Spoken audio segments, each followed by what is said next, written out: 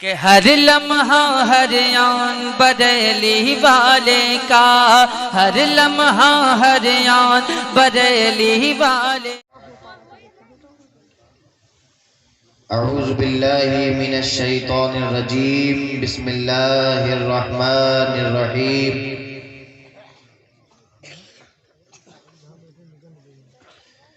افحسبتم انما خلقناکم عبثا وانکم الینا لا ترجعون۔ صدق اللہ المولانا العظیم وبلغنا رسولہ النبی الامین المتین المبین الکریم، وَنَحْنُ عَلَى ذَلِكَ لَمِنَ الشَّاهِدِينَ وَالشَّاكِرِينَ وَالْحَمْدُ لِلَّهِ رَبِّ الْعَالَمِينَ۔ چلے جب حضور سوئے فلک، بلغ العلا بکمالہ، کوئی دیکھے رخ کی چمک دمک، کشفت دجا بجمالہ۔ وہ ہیں بے مثال دریچے شک، حسنت جمیع خصالہ، انہیں دیکھ لیں تو پڑھیں ملک، صلو علیہ وآلہ، اللہم صلی علی محمد وعلی آل محمد وبارک وسلم صلاۃ و سلاما علیک یا رسول اللہ صلی اللہ تعالی علیہ وآلہ وسلم۔ حضرات، ویسے تو ابھی آپ کو خصوصی خطاب سماعت فرمانا ہے، اب حکم ہو گیا ہے اچانک سے، تو حکم کی تعمیل کرنا بھی ضروری ہے۔ کوئی بھی چیز آپ لینے جائیں تو ایک سیمپل دکھایا جاتا ہے، پہلے مین کورس بعد میں دیا جاتا ہے۔ 5-10 منٹ کے لیے اپنی حاضری درج کروانے کے لیے حاضر ہو گیا ہوں، اس کے بعد آپ کو ایک بہترین خطاب سماعت فرمانا۔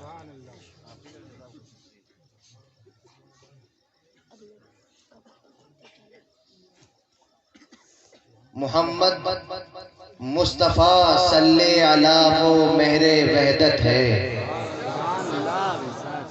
محمد مصطفیٰ صلی علی وہ مہر وحدت ہے، کہ جس کے پرتو رخ سے منور جملہ کثرت ہے، کہ جس کے پرتو رخ سے منور جملہ کثرت ہے، اور ہجوم عاشقاں ہیں بے حجاب آج ان کی صورت ہے، ہجوم عاشقاں ہیں بے حجاب آج ان کی صورت ہے، بپا محشر میں محشر ہے، قیامت میں قیامت ہے۔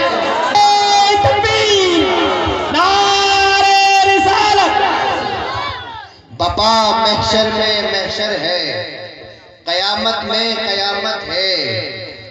اور آج کی جو یہ کانفرنس جس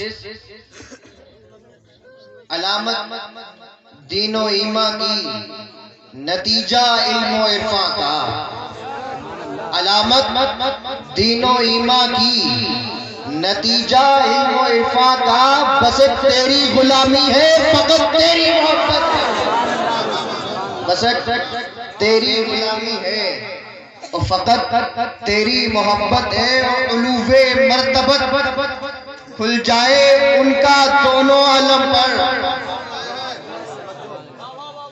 علو مرتبت کھل جائے ان کا دونوں عالم پر، یہی منشاء بعثت تھا اور یہی مقصود محشر ہے۔ آج مولانا بتاتے ہیں کہ محشر میں تم سے نمازیں پوچھی جائیں گی، مولانا کہتے ہیں تم سے تمہارے بارے میں پوچھا جائے گا، دنیا میں کیا کرنے گئے تھے، کیا کر کے آ رہے ہیں، اس کے بارے میں پوچھا جائے گا۔ سوا نیزے پہ سورج ہوگا، اس سے ڈرو، وہاں اللہ تم سے سوال کرے گا۔ یہ ساری چیزیں تو معلوم ہیں، مقصود محشر اس لیے نہیں ہے کہ تم سے نمازیں پوچھی جائیں، مقصود محشر اس لیے نہیں ہے کہ ساری چیزیں کی جائیں، بلکہ یہ بتانا مقصود ہے کہ تم کو دنیا میں جب رسول کو بھیجا تھا اور تم اپنی طرح کہتے تھے، آج جب میرے بارگاہ میں آؤ گے، میرے سامنے آؤ گے، تب رسول کی عظمت و شان ہم چھوڑ کر رکھیں گے۔ کب پتہ چلے گا جس کے اپنا تم نے بڑا بھائی کہا ہے،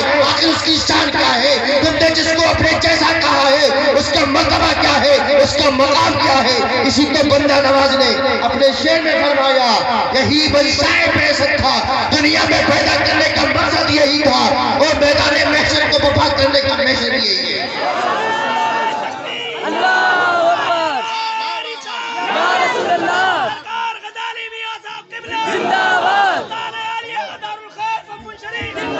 قلوب مرتبت کھل جائے ان کا دونوں عالم پر۔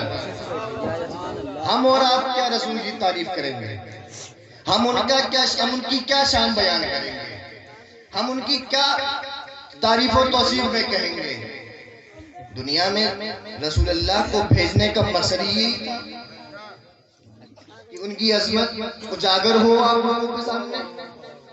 اور جب ایسے نہیں سمجھے نا، یہاں پر تو نہیں سمجھے بہت سے لوگ، رسول کی شان کو نہیں سمجھے، رسول کی عظمت کو نہیں سمجھے، رسول کو نہیں چھوڑ دیا۔ اب جو محشر آئے گا، محشر بپا ہوگا، قیامت کا دن ہوگا، اس میں بتائی جائے گی، سمجھے؟ قلوب مرتبت کھل جائے ان کا دونوں عالم پر۔ کیسے کھلے گا؟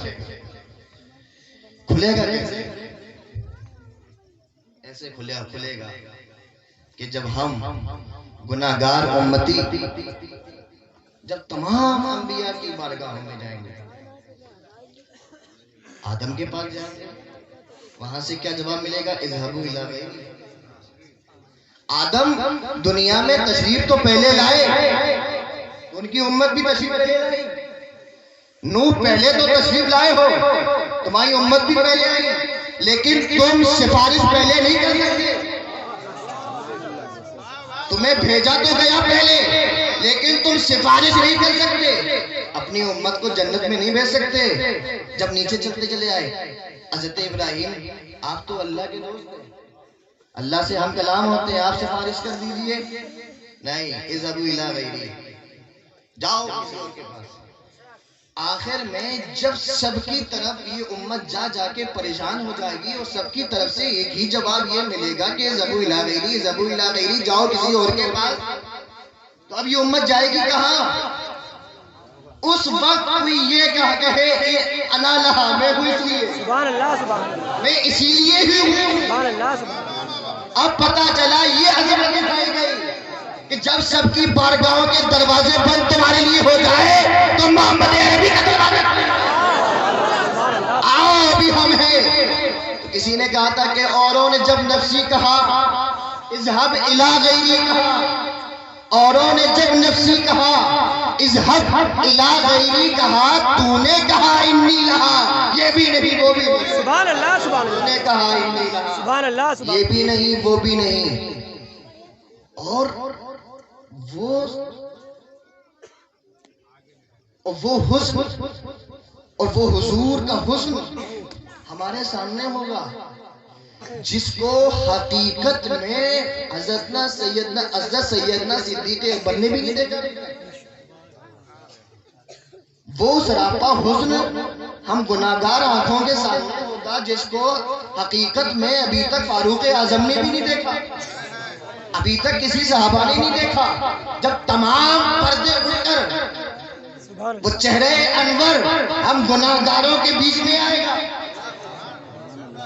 جو ایک تو بھوک لگی ہوگی، پیاس لگی ہوگی، گناہوں کا بوجھ لگا ہوگا، شرمندگی ہوگی، ندامت میں ڈوبے ہوئے ہوں گے، آنکھیں جھکائے ہوئے ہوں گے، کسی سے سفارش کے طلبگار ہوں گے کہ کوئی ہے جو ہماری سفارش کر دے، کوئی ہے جو ہماری بخشش کر دے، کوئی ہے جو ہمیں جنت میں داخل کر دے، کوئی ہے جو اس وقت گرمی سے بچا لے، کوئی ہے جو اس صورت میں سایات ڈالتے ہمارے اوپر۔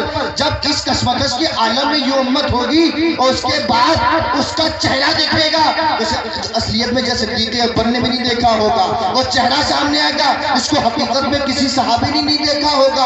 ارے وہ چہرہ سامنے آئے گا۔ آخری بات بول دوں کہ جس کا اتارا ہو تو حضرت یوسف کو حسن ملتا ہو، جس کا اتارا ہو تو جس کے حضرت یوسف کو بلایا گیا ہو، جس کے اتارے سے حضرت یوسف کے چہرہ بنا ہو، جب وہ چہرہ سامنے آئے گا. اب معلوم ہے, اب سمجھ میں آیا بندہ نواز کا یہ شعر کیوں فرمایا تھا. ہجوم عاشقہ ہے, عاشقوں کا مجمع ہے, ہجوم عاشقہ ہے, اور بے حجاب آج ان کی صورت ہے. سارے حجابات اٹھا دیے جائیں گے, سارے پردے ہٹا دیے جائیں گے, بے حجاب آج ان کی صورت ہے.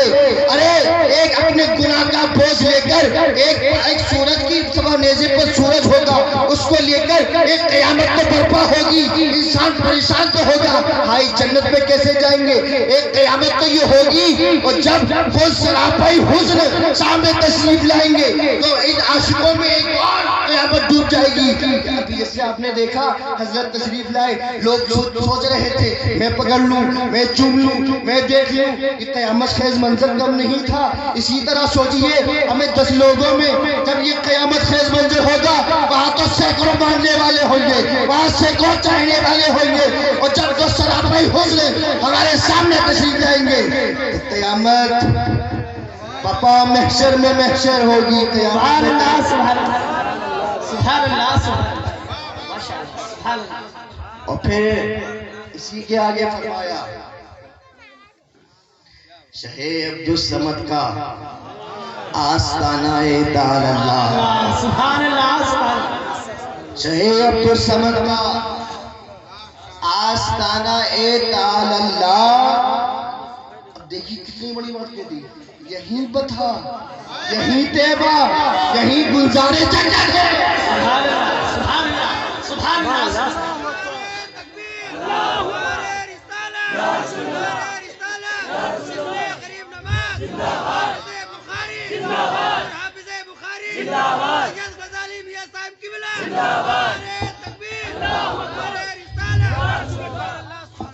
تمہیں جنت دیکھنے آئے نا. مولوی صاحب جب نماز پڑھتے ہیں کہتے ہیں کہ جنت ملے گی, نماز پڑھو.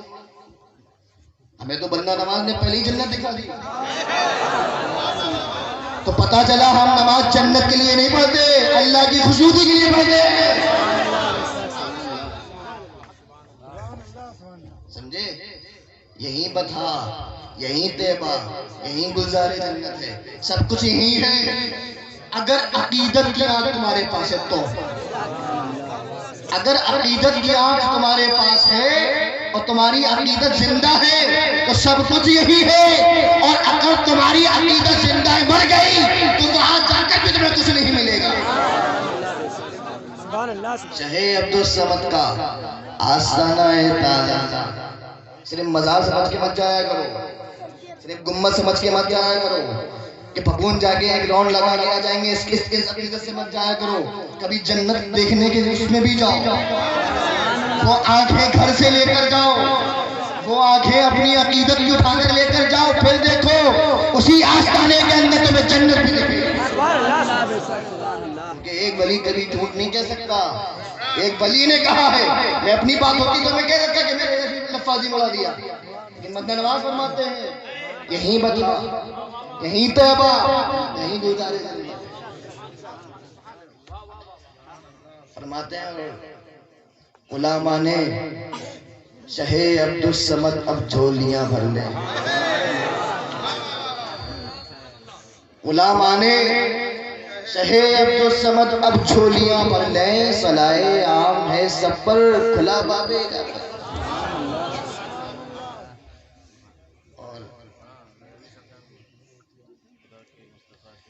خدا کے مصطفیٰ کے مرتضیٰ کے جو دلارے ہیں, خدا کے مطلع کا شعر, خدا کے مصطفیٰ کے مرتضیٰ کے جو دلارے ہیں, بحمد اللہ تجھے مصباح حاصل ان سے نسبت. سبحان اللہ. اگر ہم اس آستانے کے ماننے والے اور عقیدت مند ہیں تو ہمیں چاہیے کہ ہم جب بھی اس آستانے پر حاضر ہوں تو بندہ نواز کے انہی اشعار کو ایک عقیدت کا جامع پہنائیے, اور پھر اس جامع کو خود پہن لیجئے, اور پہننے کے بعد پھر حاضر ہوئیے, تب آپ کو اس آستانے میں جنت دکھے گی. اب آئیے, میں نے جو اپنی تقریر کے شروع میں جو اس آیت کریمہ کی تلاوت کرنے کا شرف حاصل کیا, پروردگار ارشاد فرماتا